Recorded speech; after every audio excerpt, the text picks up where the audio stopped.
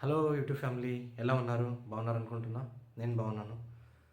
ఈరోజు టాపిక్ ఏంటంటే betting apps. Betting apps చాలా అంటే చాలా డేంజరస్.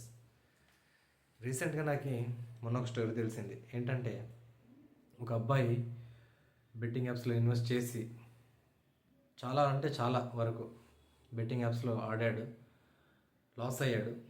వాళ్ళ నాన్న దగ్గర డబ్బులు తీసుకొని కూడా, ఫ్రెండ్స్ దగ్గర డబ్బులు తీసుకొని కూడా అంతా లాస్ అయ్యాడు. వాళ్ళ నాన్న అడిగేసరికి ఒకరోజు డబ్బులు ఏం చేస్తారు అని అడిగితే, వీడుండి ఫ్రెండ్స్కి ఇచ్చాను నాన్న అని చెప్తూ వచ్చాడు. అలా చెప్తూనే ఉన్నాడు. వాళ్ళ నాన్న ఒకసారి గట్టిగా అడిగేసరికి వీడికి ఏం చేయాలో అర్థం కాలేదు. ఏం చేయాలో అర్థం కాలేదు. కానీ అసలు ఇంత క్రూయల్గా ఉంటారా? ఇంత క్రూయల్ అంటే అంటే చాలా క్రూయల్గా. వాడు ఏం చేస్తాడంటే చివరికి వాళ్ళ నాన్నని ఎక్కడికో తీసుకెళ్ళి సర్ప్రైజ్ అని చెప్పి చంపేశాడు. అంటే ఇక్కడ ఒక మనిషికి చంపేంత ధైర్యం ఉంది, కానీ డబ్బులు బెట్టింగ్ యాప్లో పోయాయని చెప్పడానికి ధైర్యం లేదు వాడికి. ఎంత అసలు ఎలా ఉన్నారు జనాలు కదా, నిజంగా చాలా అంటే క్రూయల్ మైండెడ్. సో ఫైనల్ ఏంటంటే బెట్టింగ్ యాప్స్లో ఇన్వెస్ట్ చేయకండి. అసలు బెట్టింగ్ యాప్స్ ఎవరెవరో ప్రమోట్ చేస్తుంటారు, సెలబ్రిటీస్.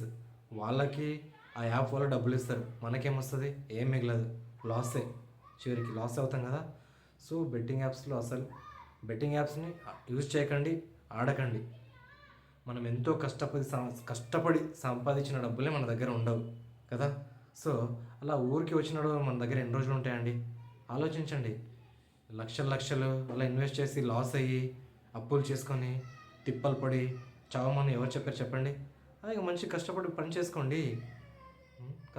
చేసుకుంటే మన డబ్బు అది మనకి ఎప్పుడు ఉపయోగపడుతుంది. ఇలాంటి యాప్స్ యూజ్ చేసి ఫ్రీగా డబ్బులు వస్తాయి అనుకోవడం వేస్ట్ అది. సో బెట్టింగ్ యాప్స్ యూజ్ చేయకండి, ఆడకండి.